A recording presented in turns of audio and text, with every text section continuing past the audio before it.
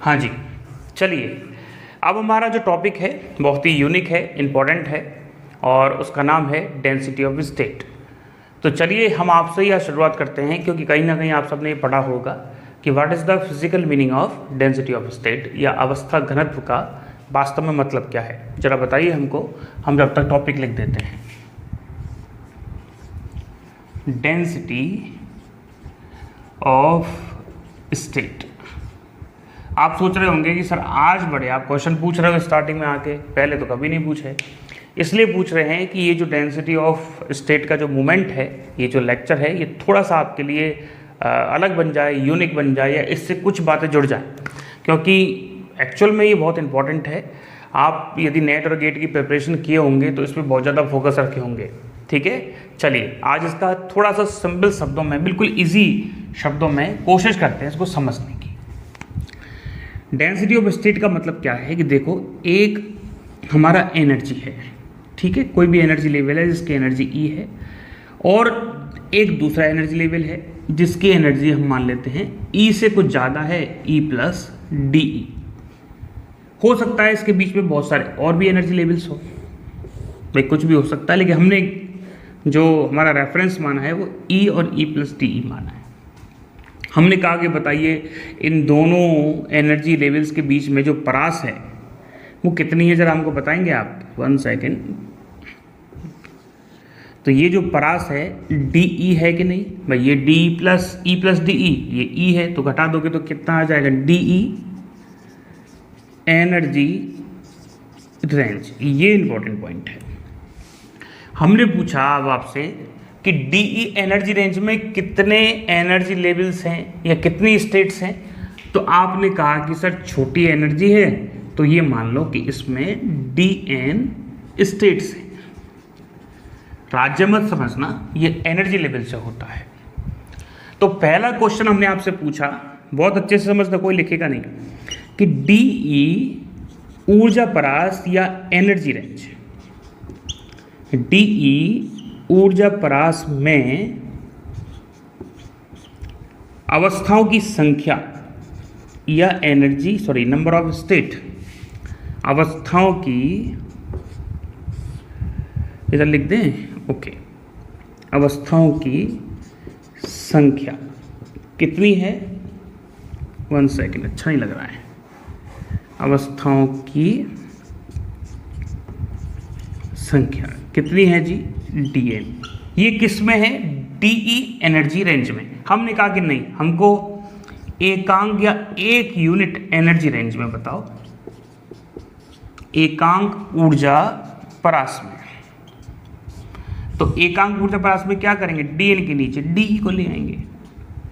तो ये क्या हो गया, number of state per unit energy range, एकांक ऊर्जा परास में अवस्थाओं की संख्या। लेकिन दुनिया में जब जब घनत्व का शब्द लगा है, डेंसिटी आया है, तो इसका मतलब होता है कि वॉल्यूम को डिवाइड करना है। तो एकांक आयतन में,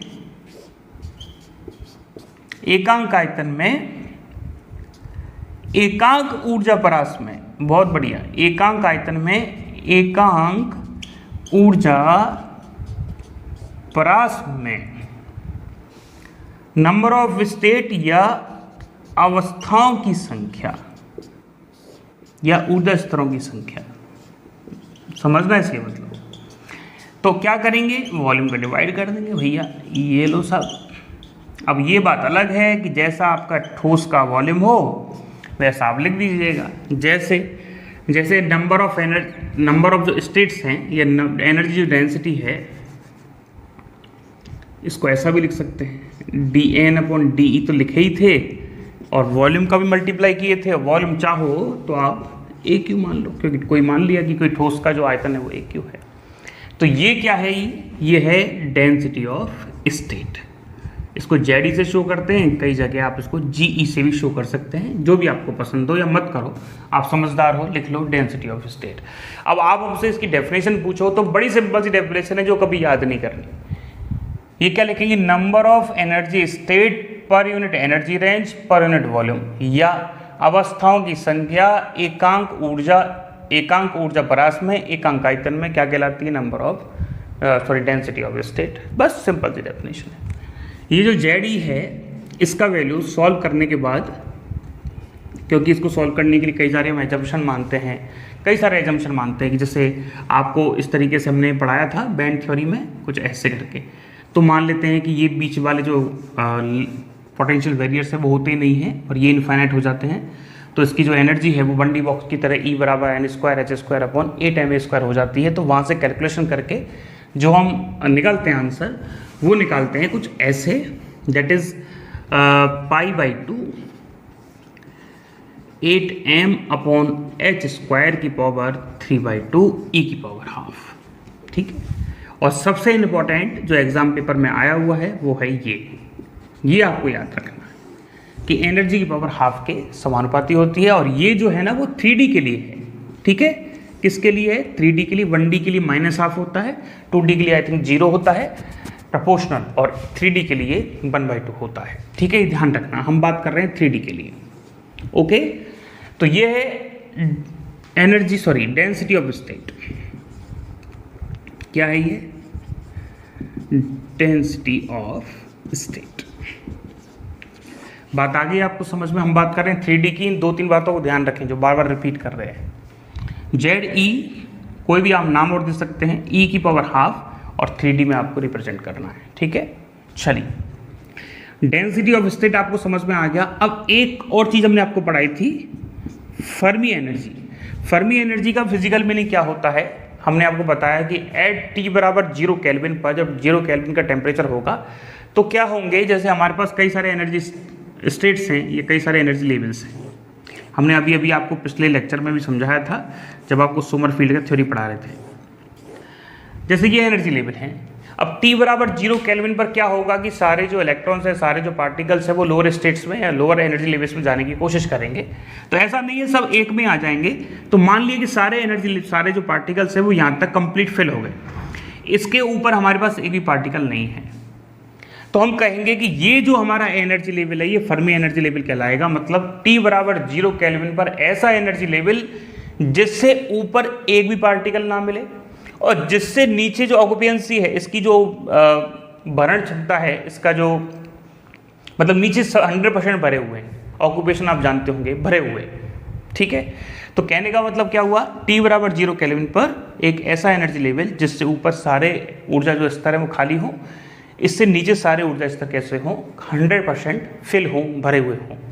हालांकि आपको हमने समझा दिया था फर्मी डिराक डिस्ट्रीब्यूशन को लेके, आपको याद होगा, पता नहीं याद है कि नहीं, क्योंकि बहुत मेहनत करते हैं आप लोग, तो हो सकता है मेहनत करने में भूल गए हों, पर फिर भी आपके लिए हम रिपीट करने की कोशिश कर रहे हैं। ठीक है, कई बार समझाया ये और एक बार और समझाएंगे। आपको बताया था कि जब T = 0 केल्विन है, T = 0 केल्विन है, तो ऐसे केस में T = 0 केल्विन केस में यदि E > EF है, सोचो T = 0 केल्विन है और एनर्जी जो है आप जिसको देख रहे हो फर्मी एनर्जी से ज़्यादा है, इसका मतलब आप ऊपर जा रहे हो। तो आप जब इसको सॉल्व करोगे तो 1/e⁻, देखो ये पॉजिटिव है, मतलब E ज़्यादा है तो पॉजिटिव आएगा ऊपर वाला, नीचे 0 है तो e⁻∞ + 1 e⁻∞ होता है, ये आ जाएगा 0। इसका मतलब क्या हुआ? इसका मतलब ये है कि ये जो T = 0 केल्विन और E > EF है, इस स्थिति में जो फंक्शन है या नंबर ऑफ पार्टिकल्स की पाए जाने की जो प्रायिकता है वो आ रही है 0। अरे आया कुछ समझ में? यस और नो? हम रिपीट कर रहे हैं।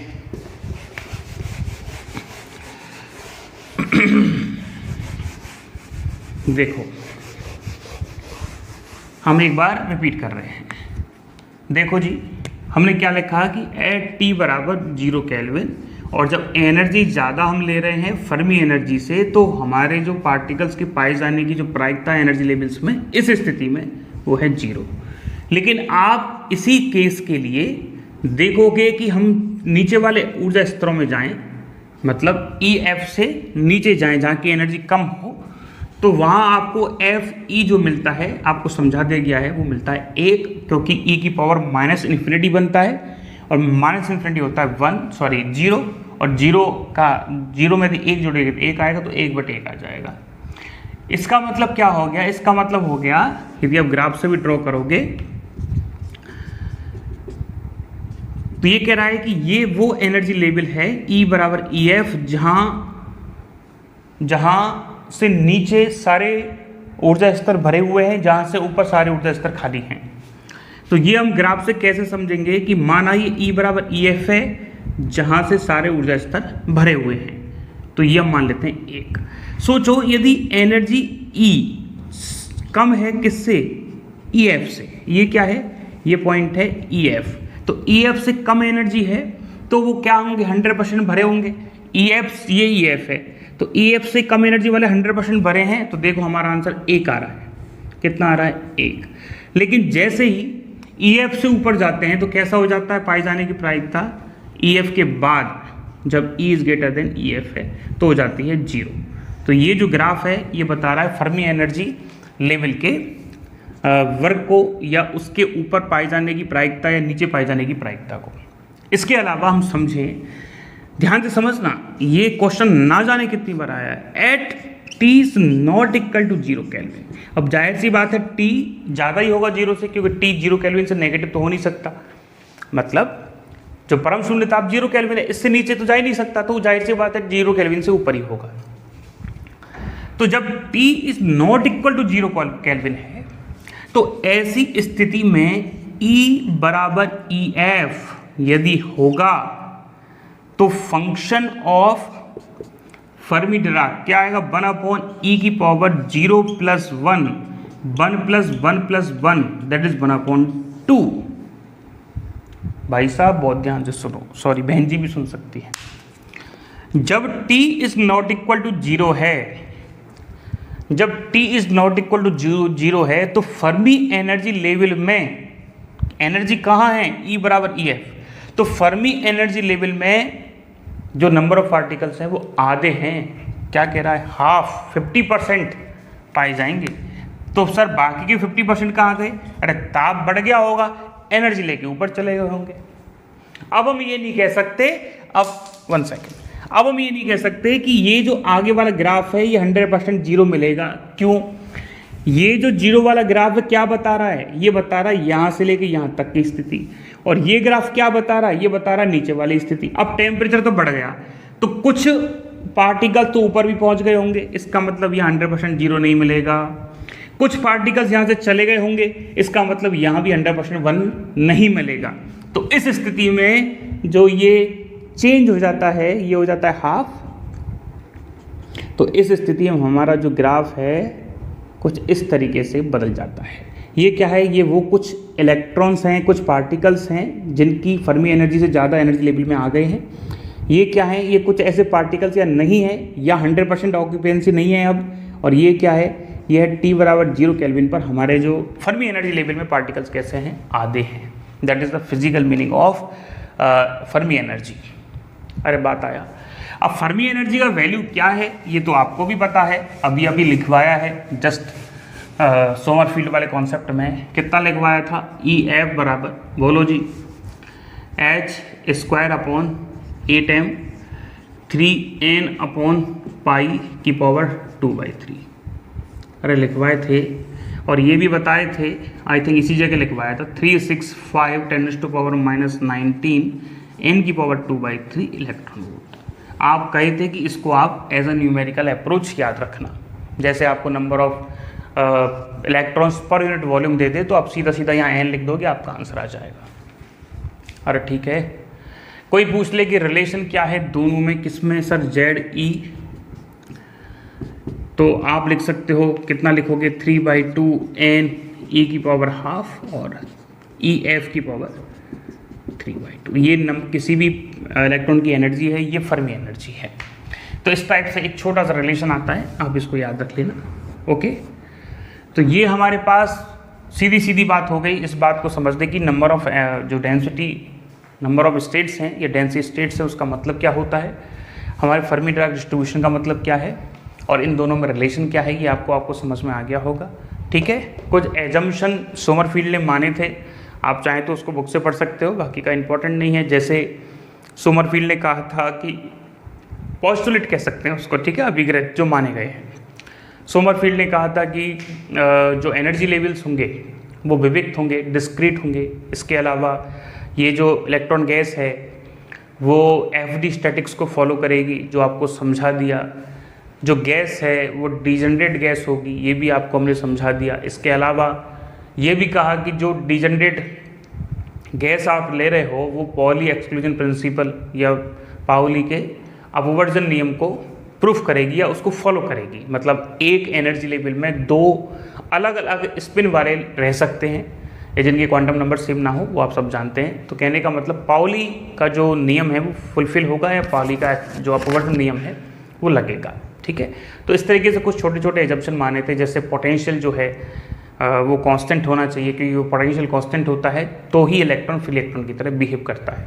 आपको पता है हम क्या बोल रहे हैं? हम बोल रहे हैं कि सोमरफील्ड थ्योरी जो आई थी उसके कुछ अभिग्रत या कुछ एजम्पशन या कुछ पोस्टुलेट उन्होंने माने थे, और वो क्या है आपको बता दिया। पहला एफडी स्टैटिक्स को फॉलो करता है, दूसरा उसकी जो पोटेंशियल है वो कांस्टेंट होता है जिससे इलेक्ट्रॉन फ्री इलेक्ट्रॉन की तरह बिहेव करे। इसके अलावा पॉली एक्सक्लूजन प्रिंसिपल को फॉलो करता है, और भी जो हमने बताया था वो सारे, ठीक है। चलिए आप इसको नोट कर लें, फिर आपको आगे लेके चलते हैं।